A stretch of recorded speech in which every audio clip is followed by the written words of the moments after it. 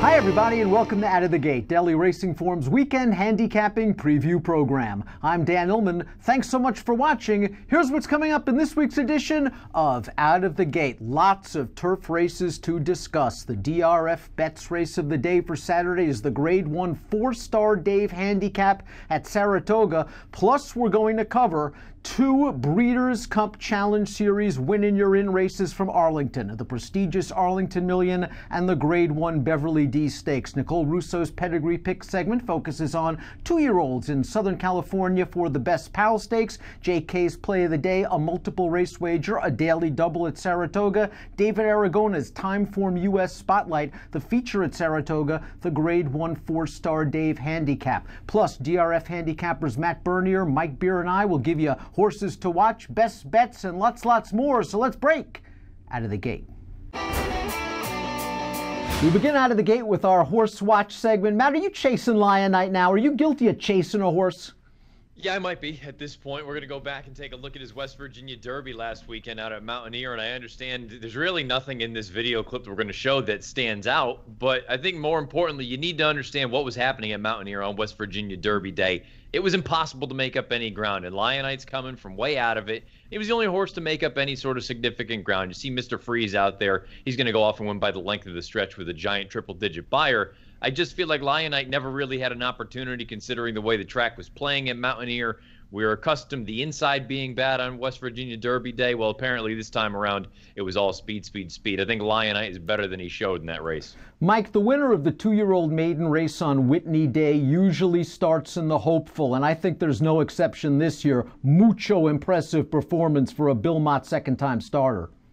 Yeah, it's not something that you usually say, but Bill Mott's two-year-olds have been firing at Saratoga this year. Mucho, just the latest of those. This horse actually made an underrated debut earlier in the summer at Belmont Park, and he came back with this performance on Whitney Day. You can throw the video up there now. He set a nice trip in the race. He had a lot more speed than he showed first time out, and he took this race over at the top of the stretch and never gave anybody else a chance. It was a really nice performance for this two-year-old, big Claiborne pedigree on the dam side, 90 buyer speed figure for this win.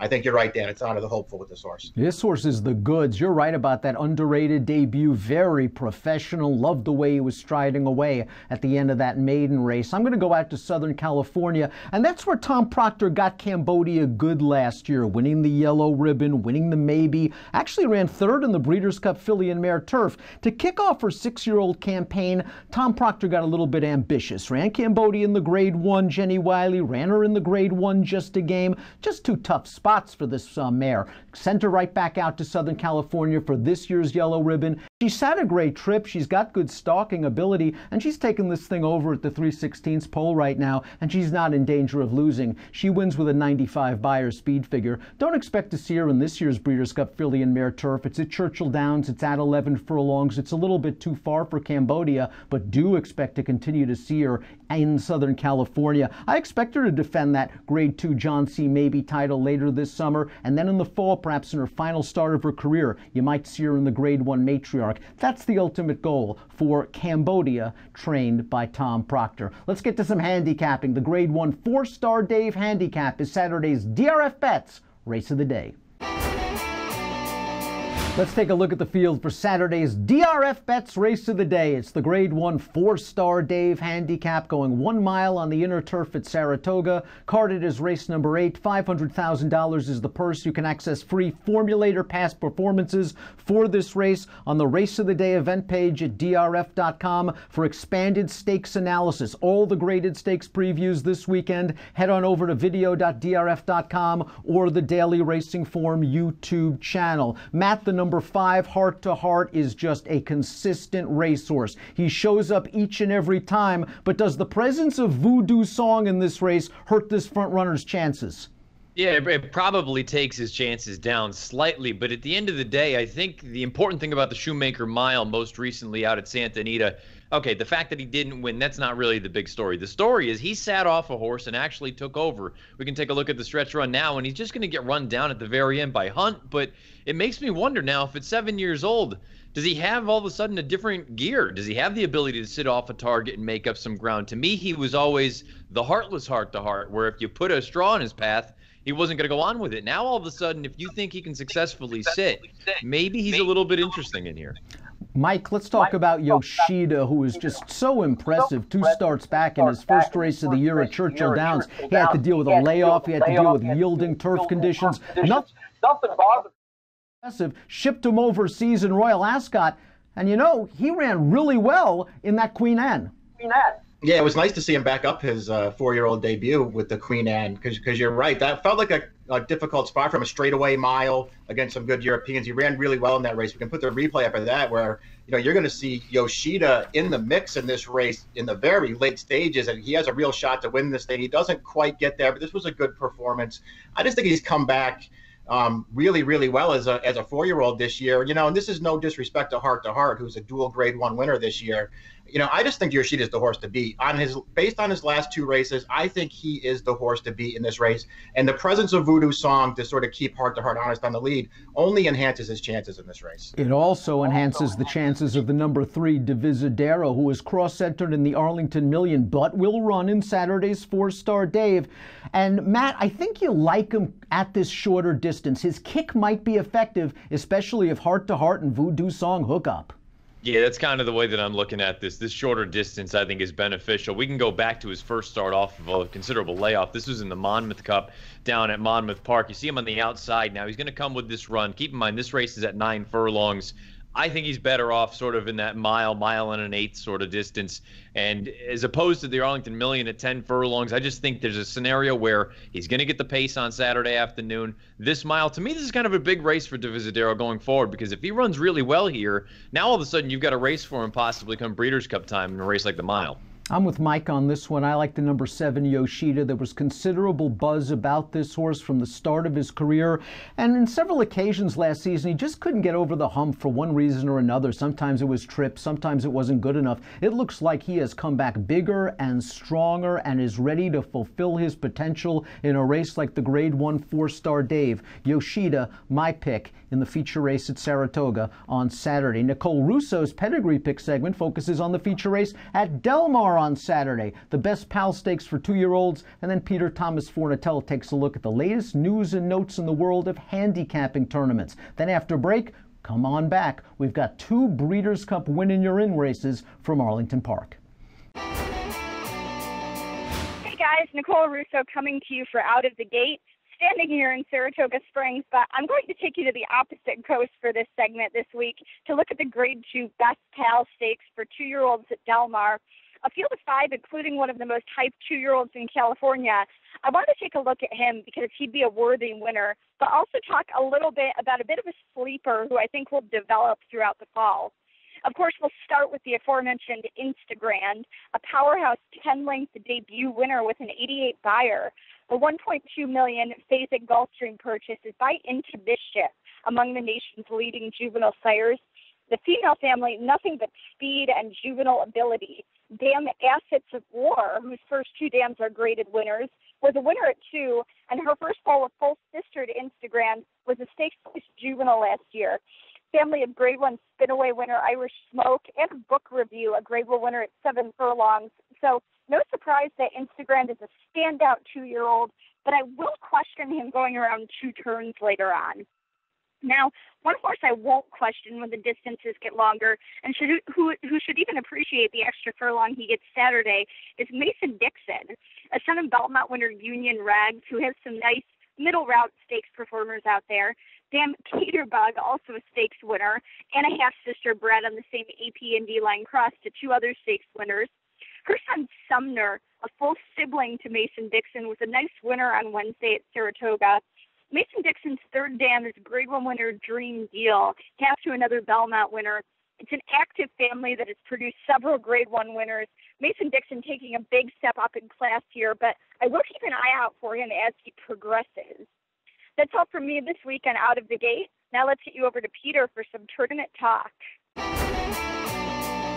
Peter Thomas Fornatal back with you once again at the legendary Post Bar, aka the Paddock Bar in beautiful Saratoga Springs, New York. And these are words I've been waiting to say for the last couple of weeks up here. It's truly a beautiful day in Saratoga. Hopefully going to be a beautiful weekend these next 2 days. Lots of contest players in town for the two events that comprise the Saratoga Betting Challenge. $1,000 live bankroll event on Friday, $2,000 live bankroll event on Saturday. Attendance has been big. Over 200 entries for each day. The Friday event is already closed. By the time you're listening or watching this, the Saturday event will be closed. Those who snooze lose. If you're not already in, you ain't getting in this year, but you can try again next year, hopefully qualifying at drftournaments.com. Other news in the tournament world, great stuff going on the site this weekend. Keeneland contest, Monmouth Super Qualifier contest, a chance to start your journey to the Pegasus Challenge as well as a direct buy-in, direct win-in, I should say, to the World Championship of Handicapping. Other big news, the World Horse Players Tour television pilot finally exists. We're going to be live streaming it on DRF on Tuesday. Stay tuned for details, but you can go ahead and watch the pilot episode. What is the World Horse Players Tour? Well, it's basically a poker show, but with horse racing.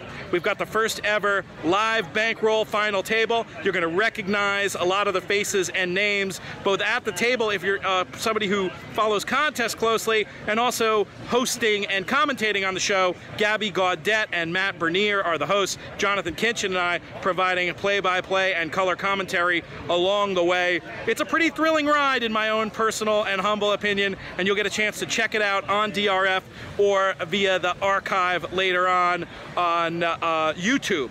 So we want you to check it out. We want your feedback on that. We want you playing on DRF tournaments this weekend.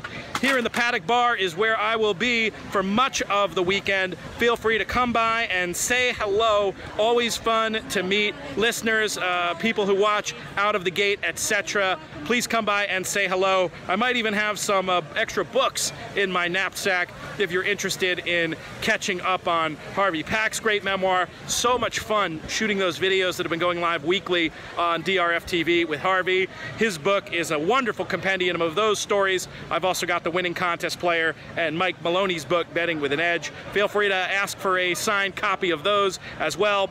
Also, you can check out my Saturday show seminar live on Saturday, 11 o'clock, second floor of the grandstand, down by the new stretch area, very near where the new where the contest is going to be held. Come by, say hi, enjoy. Let's cash a few tickets. Let's have a good time at Saratoga. That's all I have for this week. I'm Peter Thomas Fornatal. Stay tuned for more on Out of the Gate.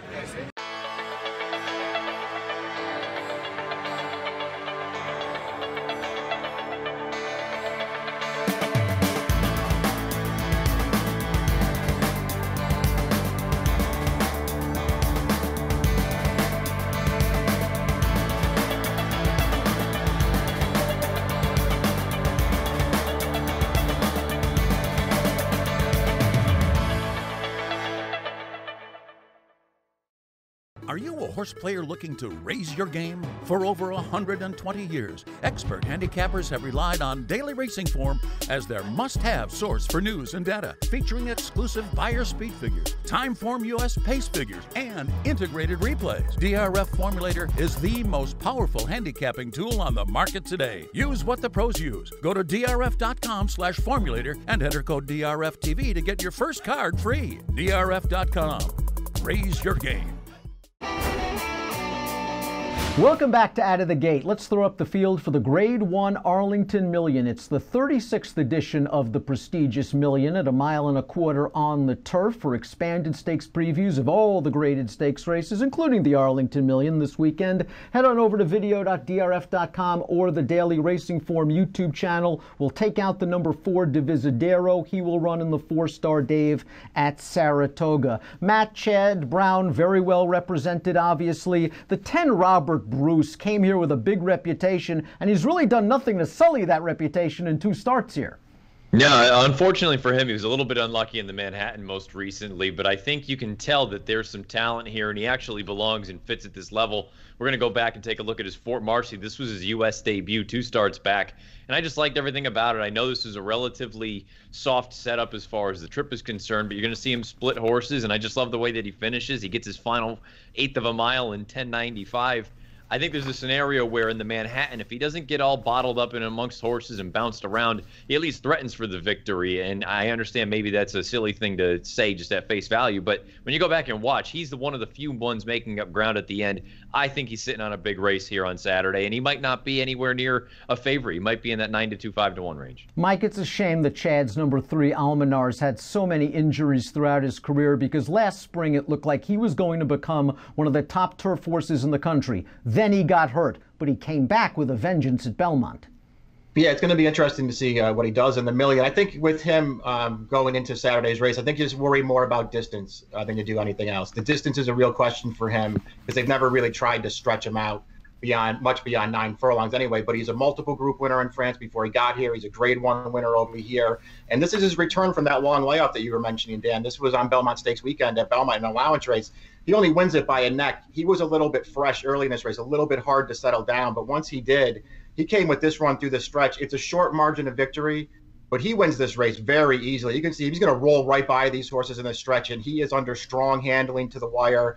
He was never going to lose this race. I thought this was a perfect prep for this horse, and I respect Chad taking a shot with this horse in a very big race on Saturday. DRF TV was live at Belmont that day, and after the race, Chad told me, Arlington Million. There was no doubt about it, and here he is. I like Oscar Performance in here. I think it's a pretty remarkable feat. The trainer Brian Lynch is the favorite in both the Fourstardave with Heart to Heart and here in the Arlington Million with Oscar Performance. We know that 1.25 miles at Arlington is no problem for Oscar Performance. Heck, he won the Grade 1 Secretariat last year in pace-pressing fashion, and he returned off a little bit of a layoff last time out in the Grade 3 Poker going 1 mile at Belmont, and he sat just off of a solid pace. He comes with a run on the turn after being very confidently handled by Jose Ortiz, and he finishes it off strongly. I think he bombed in the Turf Classic and the Breeders' Cup Turf last year for a combination of 2 reasons. It was a 3-year-old taking on older horses and also going 1.5 miles, just a little bit too far. I want Oscar Performance to be on a send mission here under Jose Ortiz to either make the lead or sit second and take this thing over turning into the stretch. He's shown a good amount of ability in his career. That's Oscar Performance. I'm picking him. I'm using him with Robert Bruce. Let's move on to the filly and mare division in the Beverly D. Let's throw up the field for Saturday's Grade 1 Beverly D Stakes, a Breeders' Cup Challenge Series event. A win and you're in for the Breeders' Cup Filly and Mare Turf. $600,000 is the purse. They're going 1 mile and 3/16. For expanded stakes previews of all the graded stakes races this weekend, head on over to video.drf.com or the Daily Racing Form YouTube channel. Mike, the number 1 Daddy's Little Darling, in my opinion, is one of the more underrated horses in the country. It seems like she fires each and every time. She's a millionaire. She doesn't get the credit she deserves. And what I like about her is as she's gotten older, she's gotten more tactical. Yeah, that's what I like about her too, Dan. I mean, this is a tough spot for her on Saturday. She's really going to have to run her very best race, I think, to win the Beverly D. But I think it's a good time for them to try it. We're going to put up a replay of her race 2 starts back in the New York Stakes. This race had a wicked fast pace. She got outrun by it. She got outrun by it along with everybody else in the field. But you can see her there in the stretch. At this point, she's already behind Sister Charlie, and she's already behind 4-Star Crook. And you know what? She's just not going to beat those horses from behind. She races on pretty well in here. She gets up for 3rd.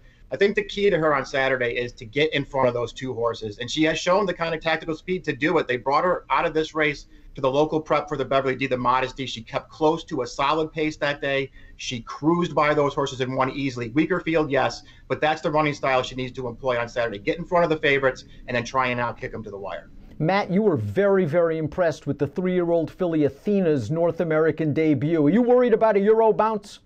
No, not especially considering she's already shown that she can come over here. The thing that I was a little bit concerned about going into the Belmont Oaks was her overall form over in Europe. She just didn't seem like she was bringing good form into this race. We're going to take a look at the stretch run right now.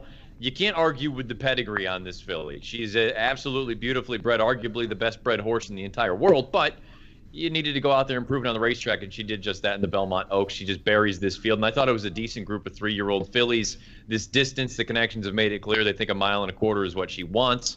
Hopefully a little bit firmer than anything else this time around on Saturday afternoon. I think if she takes any sort of a step forward here, she's going to be an absolute handful. I picked against Chad Brown in the Arlington Million. I'm not doing it in the Beverly D, but I'm going with a price. I like inflexibility. Her last race in the Grade 2 Dance Smartly I thought was a really solid performance. She was very eager in the early portion of that race and pulled Javier Castellano to the lead, and I thought those fractions were solid. Take a look at that third quarter mile, 23 and change. She's trying to create separation, and she does create separation in mid-stretch, only to be run down by her stablemate Santa Monica. She galloped out past Santa Monica after the wire. She finished ahead of 2 next out winners in this race, and she, like Daddy's little darling, has the tactical speed. I believe she'll be in front of Athena. I believe she'll be in front of 4-Star Crook and Sister Charlie, and I think she's got a good chance at this. She's won at 1.25 miles in the past at Woodbine in the Wonderwear, good enough to be third in the Queen's Plate as a 3-year-old filly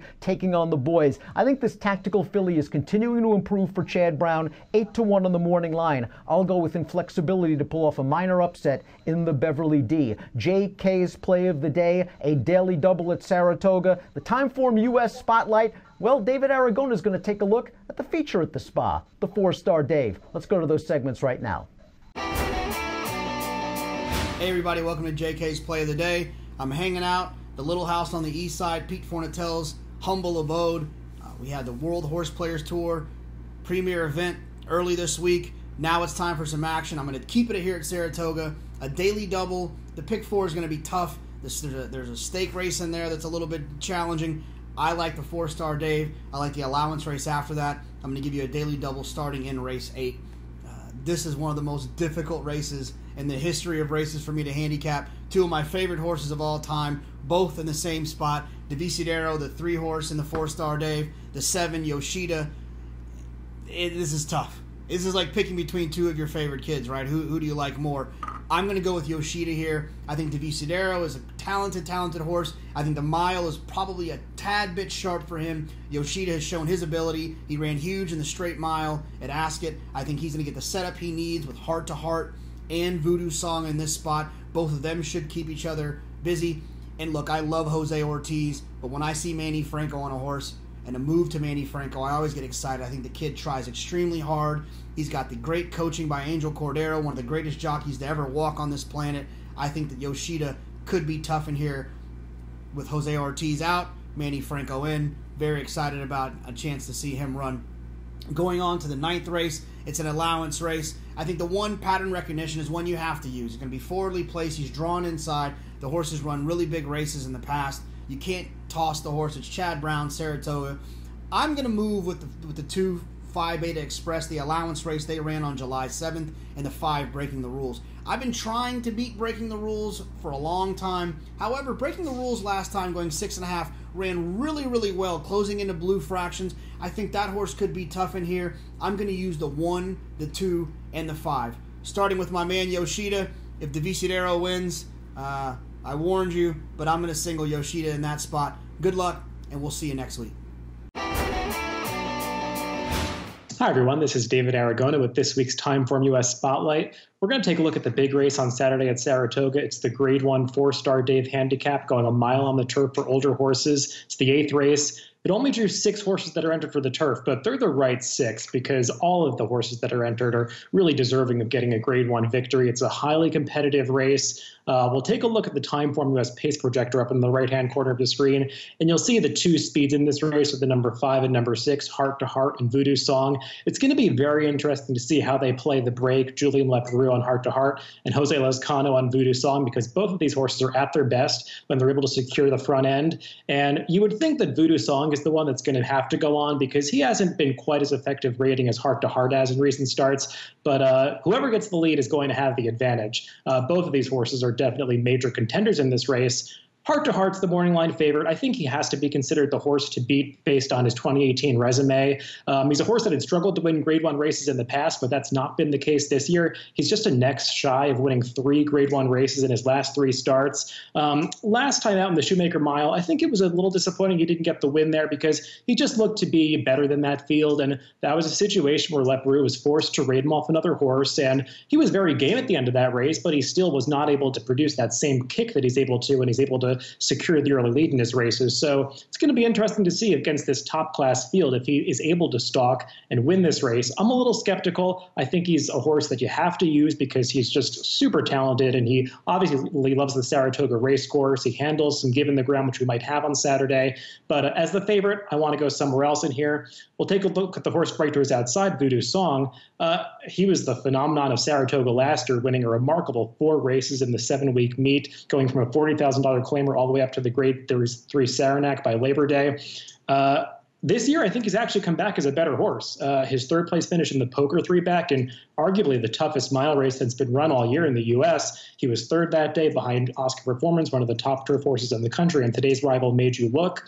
Last time out, he got to control in the front end. I don't think he's going to pull the same trip today, but he was impressive in that Forbidden Apple. Though he was 5-1 that day against a weaker field, I think that was the time to have him. He's probably a shorter price in this race, and he's stepping up. I'm not quite sure he's Grade 1 quality, so I'm using him underneath, but he's not a horse that I think you have to, use on top like you did with Heart to Heart. Made You Look, who was 2nd in that Poker, he's really improved for Chad Brown. He's just taken a big step forward now as a 4-year-old. He figures to pull a good trip because he can sit in behind the pace of the top 2. I didn't think he ever really threatened to win that Poker because Oscar Performance just always looked to have him measured. But he's a horse that I think you have to use in this spot. I'm not his biggest fan, but I can see him running well here. The horse that I'm going to pick is the number 7 horse, Yoshida, on the outside. I was a fan of this horse last year as a 3-year-old. I think he's put forth, some improvement so far in his 4-year-old season. He obviously won that Grade 1 Turf Classic on Derby Day, and then they sent him over to Royal Ascot. I thought he acquitted himself very nicely in that Queen Anne over that straightaway course over in England. It's always tough for a U.S. horse to win going that configuration, and I thought he, gave a good account of himself. It's a question mark coming back to run in a Grade 1 race in the U.S. just less than 8 weeks after that performance. But I think he's up to the task. I thought this horse is the kind last year that would appreciate some turn back in distance. He seemed to really like a mile and a 16, even though he never got to go a mile against top-class company last year. In this race, he figures to get a little bit of pace ahead of him. He handles him given the ground. I thought Manny Franco, the one time that he rode him last year, gave him an excellent ride when he won the Hill Prince. And I just think it's all coming together for Yoshida in this race, and he figures to work out the right trip. So if he's around the 3-1 morning line, I think that's a fair price on him. So I'm taking a shot with Yoshida over Heart to Heart and Made You Look in the 4-star day of the 8th race on Saturday at Saratoga. Now let's send it back to the studio. Time for our best bet segment here on Out of the Gate. Matt, you're going to Southern California and a horse that had a tough trip last time out. Yeah, the 5th race on Saturday. It's an N1X, and we're going to take a look at the number 2 Meal Ticket. Meal Ticket's a short price on the morning line, 3-1. But take a look at this replay from earlier in the meet. She's all the way down in the back and just totally bottled up, nowhere to go for Tyler Bays. You're going to see, really, Bays doesn't actually get into her until about the final 50 yards, and she explodes, and she only loses by about a half length. I think when you take a look at the trip as a whole, you're going to realize she probably was 100 lengths the best in a spot like this. Now, again, you're not going to get rich off of her odds of 3-1. She might even be shorter than that come post time. But I kind of feel like this is the kind of horse that wraps up the early pick 5. It's the kickoff of the pick 6. To me, she's a stone cold single. Mike Beer, Naira analyst, you've got something at the Spa on Saturday. Yeah, race 5 is a turf allowance, going a mile on the inner turf course. This is just sort of a weird combination of horses coming from a lot of different directions. There's no real standout in the field. It feels like a lot of different horses can win.